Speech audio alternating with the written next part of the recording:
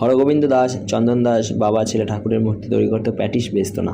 হরগোবিন্দ দাস চন্দন দাসের বাবা মুর্শিদাবাদে থাকতো, কলকাতায় থাকতো না।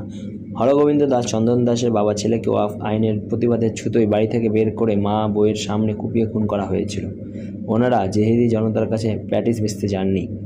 হরগোবিন্দ দাস চন্দন দাসের বাবা ছেলে মৃত্যু শেখ কোম্পানির হাতে হয়েছিল, তাই ওনার মৃত্যুতে পরমব্রত অ্যান্ড কোম্পানির বিবেক জাগ্রত হয়নি।